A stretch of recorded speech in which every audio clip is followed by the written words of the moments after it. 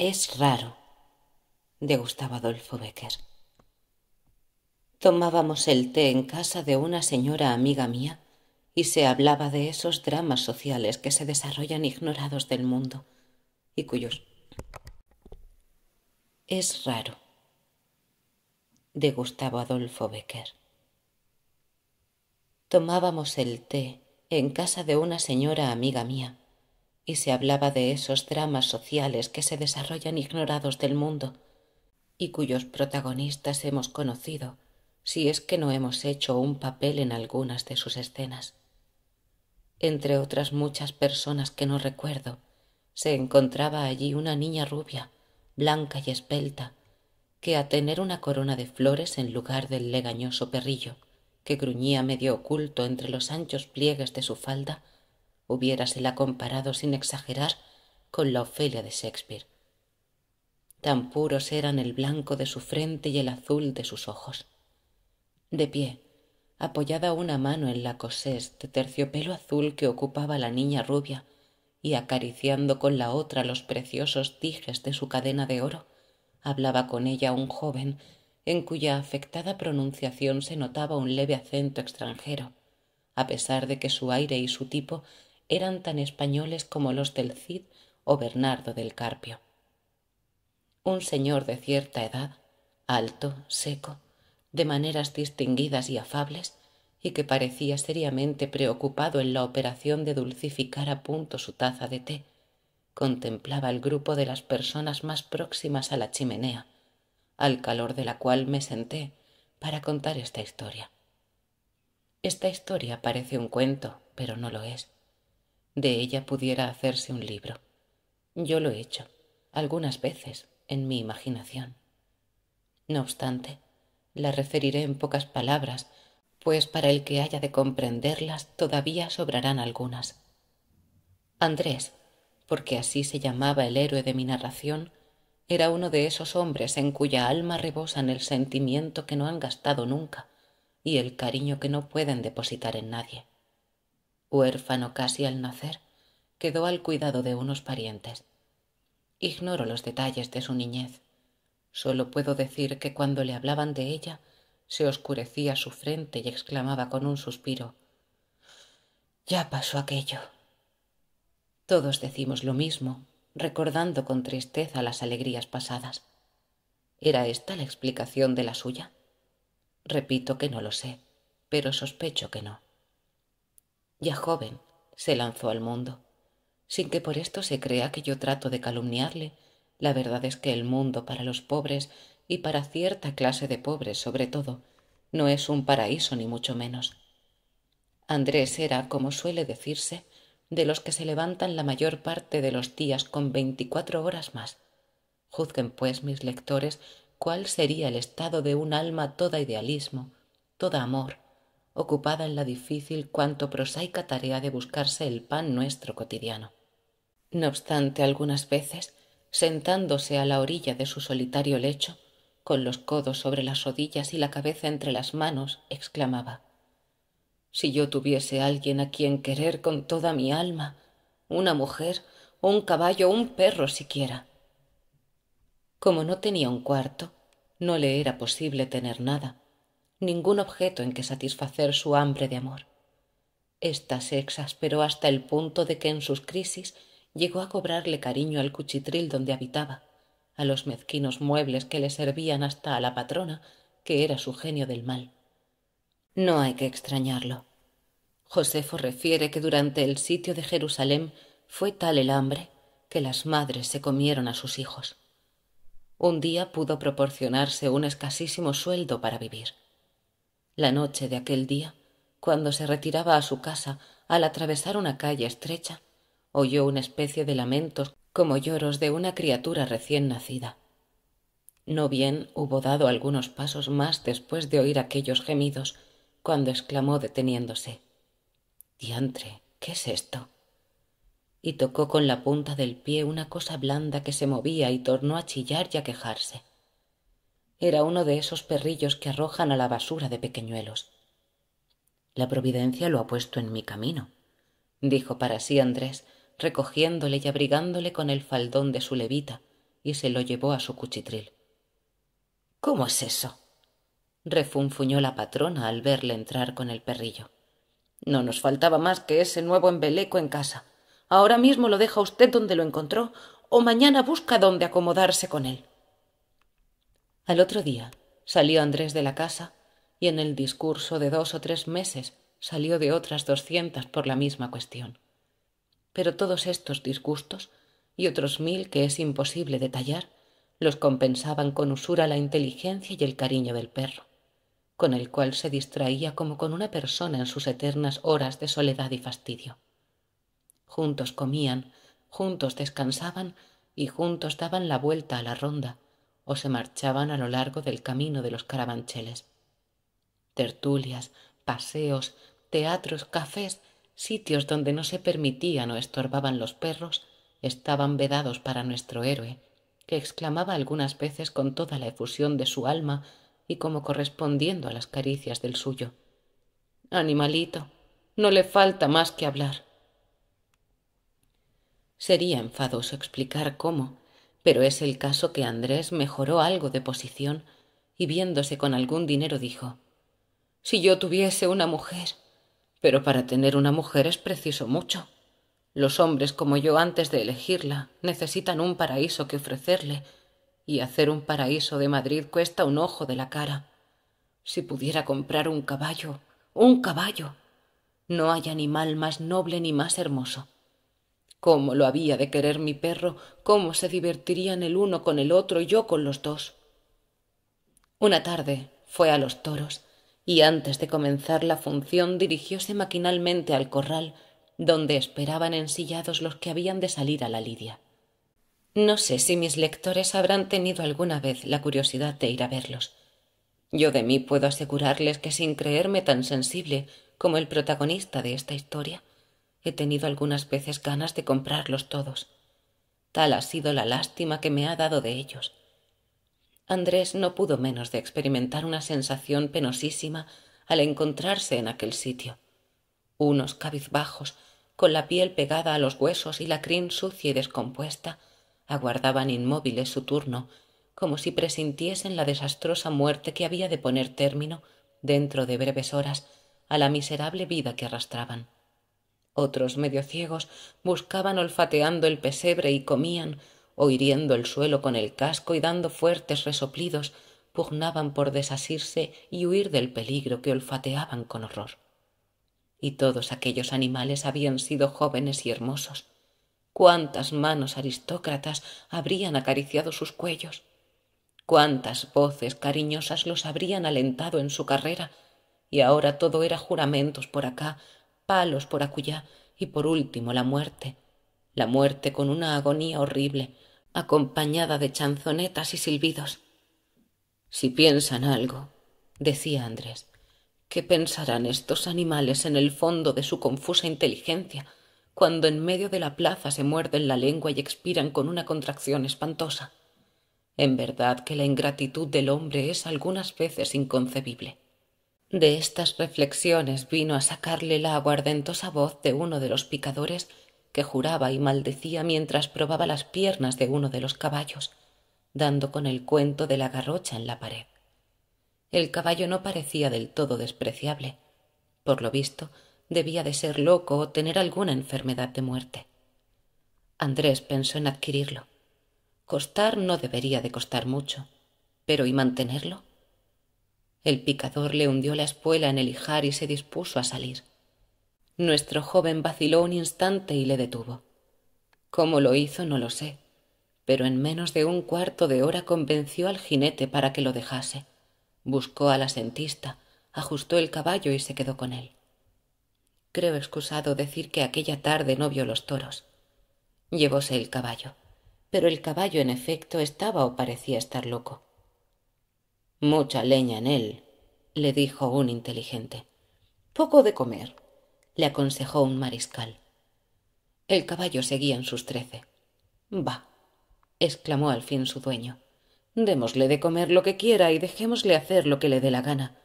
El caballo no era viejo y comenzó a engordar y a ser más dócil.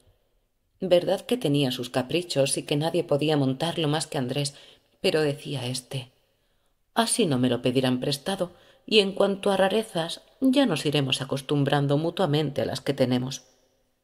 Y llegaron a acostumbrarse de tal modo que Andrés sabía cuando el caballo tenía ganas de hacer una cosa y cuándo no, y a éste le bastaba una voz de su dueño para saltar, detenerse o partir al escape rápido como un huracán. Del perro no digamos nada. Llegó a familiarizarse de tal modo con su nuevo camarada que ni a beber salían el uno sin el otro. Desde aquel punto, cuando se perdía al escape entre una nube de polvo por el camino de los carabancheles y su perro le acompañaba, saltando y se adelantaba para tornar a buscarle o le dejaba pasar para volver a seguirle. Andrés se creía el más feliz de los hombres. Pasó algún tiempo. Nuestro joven estaba rico o casi rico. Un día, después de haber corrido mucho, se apeó fatigado junto a un árbol y se recostó a su sombra. Era un día de primavera, luminoso y azul, de esos en que se respira con voluptuosidad una atmósfera tibia e impregnada de deseos, en que se oyen en las ráfagas del aire como armonías lejanas, en que los limpios horizontes se dibujan con líneas de oro y flotan ante nuestros ojos átomos brillantes de no sé qué, átomos que semejan formas transparentes que nos siguen, nos rodean y nos embriagan a un tiempo de tristeza y de felicidad. Yo quiero mucho a estos dos seres, exclamó Andrés después de sentarse, mientras acariciaba a su perro con una mano y con la otra le daba a su caballo un puñado de hierbas. Mucho, pero todavía hay un hueco en mi corazón que no se ha llenado nunca. Todavía me queda por emplear un cariño más grande, más santo, más puro. Decididamente necesito una mujer. En aquel momento pasaba por el camino una muchacha con un cántaro en la cabeza. Andrés no tenía sed y sin embargo le pidió agua. La muchacha se detuvo para ofrecérsela y lo hizo con tanta amabilidad que nuestro joven comprendió perfectamente uno de los más patriarcales episodios de la Biblia. ¿Cómo te llamas?, le preguntó así que hubo bebido. Plácida. ¿Y en qué te ocupas? Soy hija de un comerciante que murió arruinado y perseguido por sus opiniones políticas. Después de su muerte, mi madre y yo nos retiramos a una aldea donde lo pasamos bien mal, con una pensión de 3 reales por todo recurso. Mi madre está enferma y yo tengo que hacerlo todo. ¿Y cómo no te has casado? No sé. En el pueblo dicen que no sirvo para trabajar, que soy muy delicada, muy señorita. La muchacha se alejó después de despedirse. Mientras la miraba alejarse, Andrés permaneció en silencio. Cuando la perdió de vista, dijo con la satisfacción del que resuelve un problema: esa mujer me conviene. Montó en su caballo y, seguido de su perro, se dirigió a la aldea. Pronto hizo conocimiento con la madre y casi tan pronto se enamoró perdidamente de la hija. Cuando al cabo de algunos meses ésta se quedó huérfana, se casó enamorado de su mujer, que es una de las mayores felicidades de este mundo. Casarse y establecerse en una quinta situada en uno de los sitios más pintorescos de su país fue obra de algunos días. Cuando se vio en ella rico, con su mujer, su perro y su caballo, tuvo que restregarse los ojos. Creía que soñaba. Tan feliz, tan completamente feliz era el pobre Andrés. Así vivió por espacio de algunos años, dichoso si Dios tenía que, cuando una noche creyó observar que alguien rondaba su quinta y más tarde sorprendió a un hombre moldeando el ojo de la cerradura de una puerta del jardín. Ladrones tenemos, dijo, y determinó avisar al pueblo más cercano, donde había una pareja de guardias civiles. ¿A dónde vas?, le preguntó su mujer. Al pueblo. ¿A qué? A dar aviso a los civiles porque sospecho que alguien nos ronda la quinta. Cuando la mujer oyó esto, palideció ligeramente. Él, dándole un beso, prosiguió: me marcho a pie porque el camino es corto. Adiós. Hasta la tarde. Al pasar por el patio para dirigirse a la puerta, entró un momento en la cuadra, vio a su caballo y acariciándolo le dijo: adiós, pobrecito, adiós. Hoy descansarás, que ayer te di un mate como para ti solo. El caballo, que acostumbraba a salir todos los días con su dueño, relinchó tristemente al sentirle alejarse. Cuando Andrés se disponía a abandonar la quinta, su perro comenzó a hacerle fiestas. «No, no vienes conmigo», exclamó hablándole como si lo entendiese. «Cuando vas al pueblo ladras a los muchachos y corres a las gallinas, y el mejor día del año te van a dar tal golpe que no te quedarán ánimos de volver por otro. No abrirle hasta que yo me marche». Prosiguió dirigiéndose a un criado y cerró la puerta para que no le siguiese. Ya había dado la vuelta al camino cuando todavía escuchaba los largos aullidos del perro. Fue al pueblo, despachó su diligencia, se entretuvo un poco con el alcalde charlando de diversas cosas y se volvió hacia su quinta. Al llegar a las inmediaciones, extrañó bastante que no saliese el perro a recibirle, el perro que otras veces, como si lo supiera, salía hasta la mitad del camino. Silba, nada. Entra en la posesión, ni un criado. «¿Qué diantres será esto?», exclama con inquietud y se dirige al caserío. Llega a él, entra en el patio. Lo primero que se ofrece a su vista es el perro tendido en un charco de sangre a la puerta de la cuadra. Algunos pedazos de ropa diseminados por el suelo, algunas hilachas pendientes aún de sus fauces, cubiertas de una rojiza espuma, atestiguan que se ha defendido y que al defenderse recibió las heridas que lo cubren. Andrés lo llama por su nombre. El perro moribundo entreabre los ojos, hace un inútil esfuerzo por levantarse, menea débilmente la cola, lame la mano que lo acaricia y muere. «Mi caballo, ¿dónde está mi caballo?», exclama entonces con voz sorda y ahogada por la emoción al ver desierto el pesebre y rota la cuerda que lo sujetaba a él. Sale de allí como un loco, llama a su mujer. Nadie responde. A sus criados, tampoco. Recorre toda la casa fuera de sí, sola, abandonada. Sale de nuevo al camino, ve las señales del casco de su caballo, del suyo, no le cabe duda, porque él conoce o cree conocer hasta las huellas de su animal favorito. «Todo lo comprendo», dice como iluminado por una idea repentina. «Los ladrones se han aprovechado de mi ausencia para hacer su negocio y se llevan a mi mujer para exigirme por su rescate una gran suma de dinero. Dinero. Mi sangre, la salvación daría por ella. Pobre perro mío», exclama volviéndola a mirar y parte a correr como un desesperado siguiendo la dirección de las pisadas. Y corrió sin descansar un instante en pos de aquellas señales, 1 hora, 2, 3. «¿Habéis visto?», preguntaba a todo el mundo, «a un hombre a caballo con una mujer a la grupa?» «Sí», le respondían. «¿Por dónde van?» «Por allí». Y Andrés tomaba nuevas fuerzas y seguía corriendo. La noche comenzaba a caer. A la misma pregunta siempre encontraba la misma respuesta, y corría, hasta que al fin divisó una aldea y junto a la entrada, al pie de una cruz que señalaba el punto en que se dividía en dos el camino, vio un grupo de gente, gañanes, viejos, muchachos que contemplaban con curiosidad una cosa que él no podía distinguir. Llega, hace la misma pregunta de siempre y le dice uno de los del grupo: «Sí, hemos visto a esa pareja. Mirad por más señas el caballo que la conducía, que cayó aquí reventado de correr». Andrés vuelve los ojos en la dirección que le señalaban y ve en efecto su caballo, su querido caballo que algunos hombres del pueblo se disponían a desollar para aprovecharse de la piel. No pudo apenas resistir la emoción, pero reponiéndose enseguida, volvió a asaltarle la idea de su esposa. «Y decidme», exclamó precipitadamente, «¿cómo no prestasteis ayuda a aquella mujer desgraciada?» «Vaya si se la prestamos», dijo otro de los del corro, «como que yo les he vendido otra caballería para que prosiguiesen su camino con toda la prisa que al parecer les importa».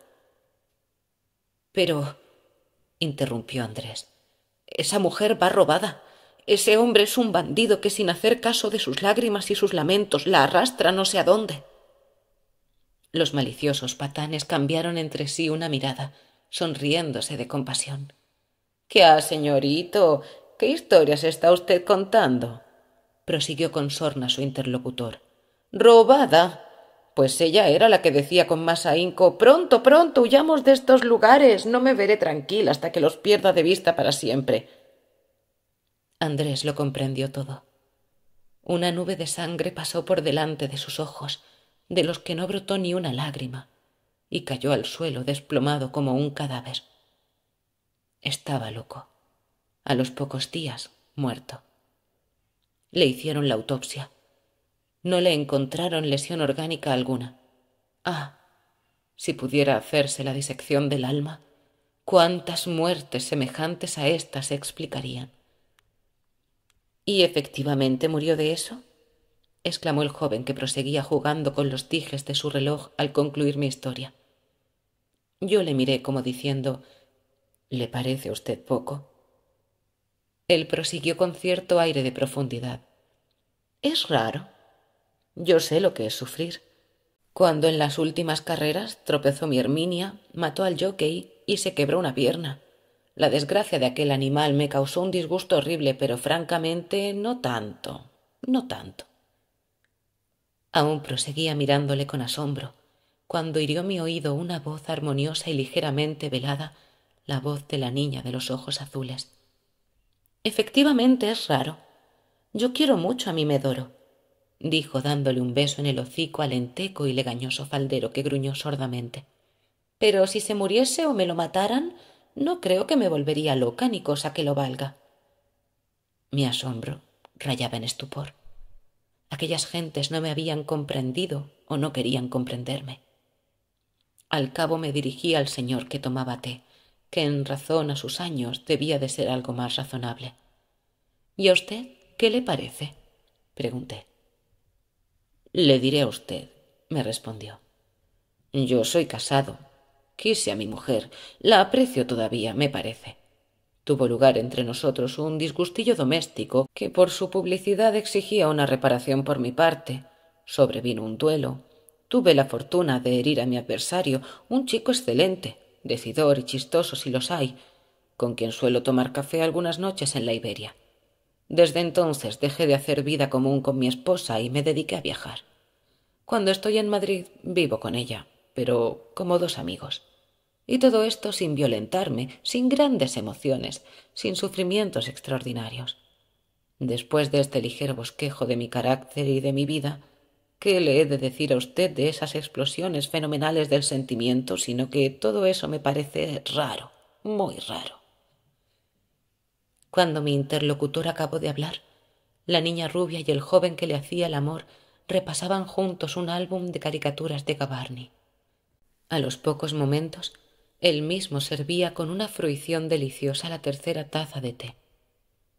Al pensar que oyendo el desenlace de mi historia habían dicho «es raro», exclamé yo para mí mismo: «es natural». Fin. Suscríbete al canal La Rosa de Alejandría, comenta y comparte este vídeo.